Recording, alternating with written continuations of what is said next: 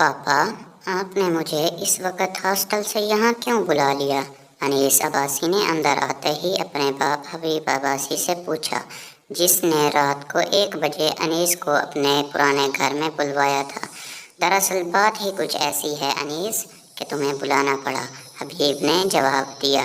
क्या बात है पापा, आप कुछ परेशान लग रहे हैं, कुछ हुआ है क्या? अनीस ने कहा, हाँ, बात ये है कि हमारी सलमानी किताबों के सारे सफ़ात ऐसे मिट गए हैं जैसे कभी इन पर कुछ लिखा ही नहीं गया था। हबीब ने जवाब दिया, क्या? ये कैसे और किसने किया? क्या किसी हवाई मखलूक ने या फिर काला जादू? अनीस भी सुनकर शॉक्ड हो गया था। नहीं, ये काम ना हवाई मखलूक का है ना जादू का। अनीस, मुझे एक बार सनूबा ने बताया था कि जब कोई बहुत ताकतवर काली ताकत लौट कर आती है ऐसा होता है। याद रखना, तुम एक दिन यहाँ खुद लौट कर आओगे। याद रखना, तुम्हें तुम्हारी मौत यहाँ खींच लाएगी। मगर क्यों अम्मी?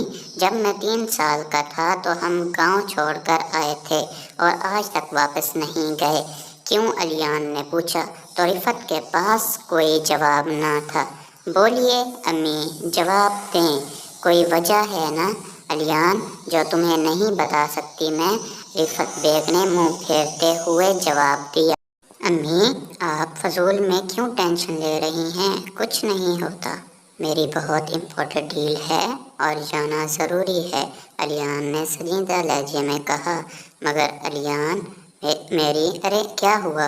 रिफत साहिबा, अब वो इतना कह रहा है तो चल देते हैं, अनवर ने अंदर आते हुए कहा।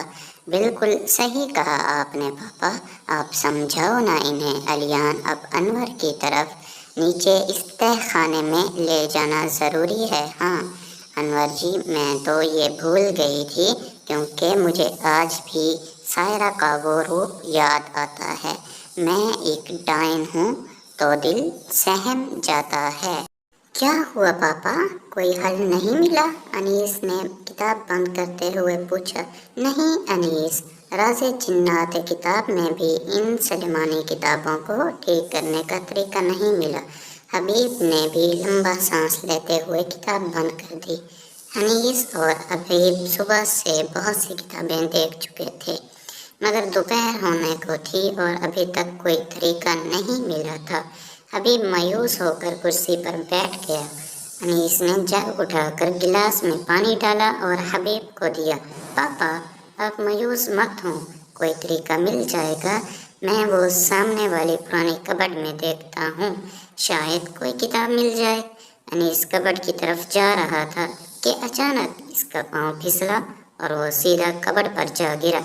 एक कबर्ड एकदम से जोर से घूमी जैसे कोई दरवाज़ा, और अगले ही लम्हे अनीस और हबीब दोनों हैरान हो गए कि कबर्ड के पीछे बहुत बड़ा कमरा था।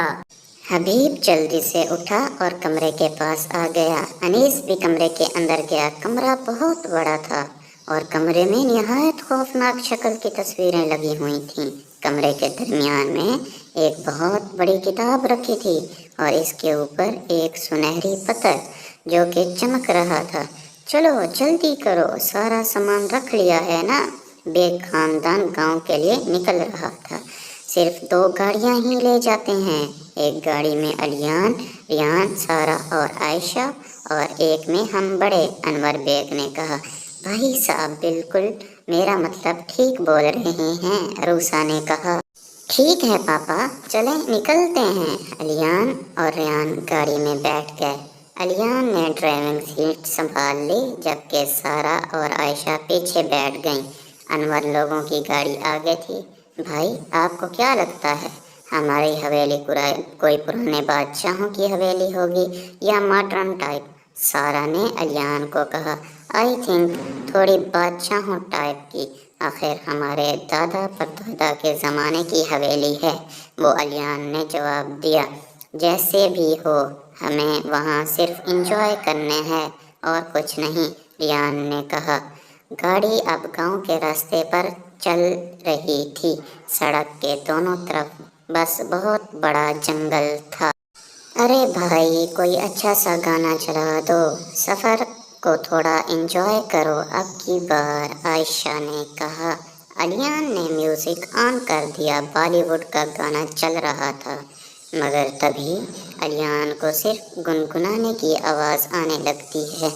ये कैसी आवाज़ है, बिल्कुल वैसी ही है जैसे वो ख्वाब में गुनगुनाती है। अलियान ने सोचा। यार रेयान, ज़रा म्यूज़िक तो चेंज करो, अलियान ने कहा। भाई म्यूज़िक चल रहा है, रेयान ने कहा। अलियान को लगा अब वो सपना दिन में भी आने लगा है, मगर तभी गुनगुनाने की आवाज़ आना बंद हो गई थी।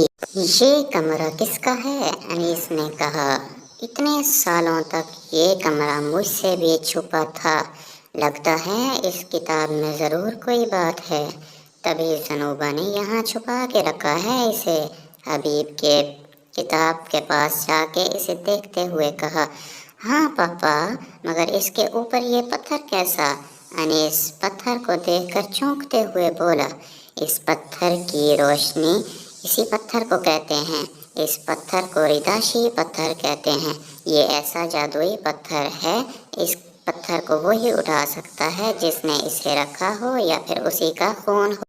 यानी अगर इसको माँ ने रखा है तो मैं उठा सकता हूँ, अनीस ने कहा। हाँ बिल्कुल, तुमने सही सोचा, हबीब ने कहा।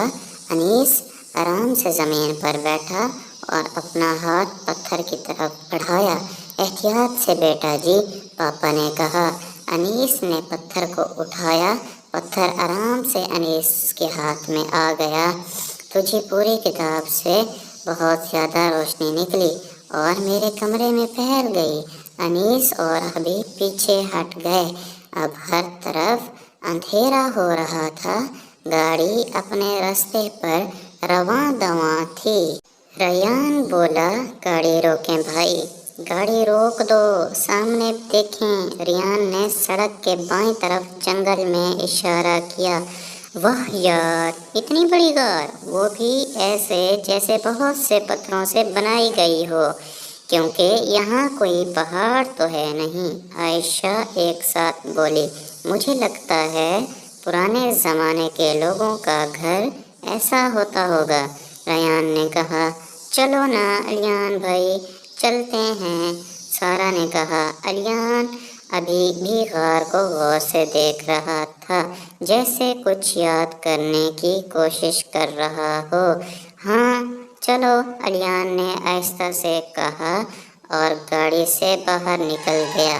वाह क्या बात है, आज अलियान भाई ने इजाज़त दे ही दी। ऐसा क्यों लग रहा है जैसे इस जगह को पहले कभी देखा हुआ है, अलियान ने गौर से गार को देखते हुए कहा। क्या पता भाई, जब आप छोटे हों तब आंटी आपको यहाँ लेकर आई हों, अलियान ने कहा। चलो इसके पास जाते हैं और अंदर से भी देखते हैं, आयशा गाड़ी से कैमरा निकालते हुए बोली। और सब इस तरफ चल दिए। सब गार के पास गए, जो बहुत बड़े बड़े काले पत्थरों से बनाई गई थी। पुराने ज़माने में किसी ने बहुत मेहनत करके इसे बनाया होगा। सारा गार का ऊपर से नीचे तक का जायज़ा लेते हुए बोली। चलो यार, इसके अंदर चलते हैं, रियान ने कहा।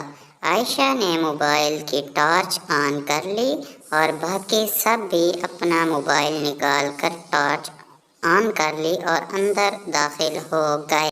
पूरी गार में हर तरफ अंधेरा छाया हुआ था। यार यहाँ बहुत अंधेरा है, हमारे टॉर्चेस की रोशनी भी कम पड़ गई। ये देखो मशल, पुराने ज़माने के लोग इसी से रोशनी हासिल करते थे, अलियान ने एक तरफ मोबाइल करते हुए कहा। मेरे पास लेटर है, इसे मैं जलाता हूँ, अलियान ने जेब से लेटर निकाला और मशल जला दी। मशल की हल्की सी रोशनी गार में फैल गई। गार में बहुत सी मशल रखी थीं। अलियान ने एक एक करके सबको जलाया। अब गार में रोशनी फैल गई। वाओ, ये तो बहुत बड़ी गार है, सारा ने वाओ खींच कर बोला। غار میں سامنے کی دیوار پر ایک خوبصورت لڑکی کی بہت بڑی تصویر لگی ہوئی تھی جو آرٹ سے بنائی گئی تھی۔ یار سارا کتنی امیزنگ کار ہے نا؟ عائشہ سارا سے مخاطب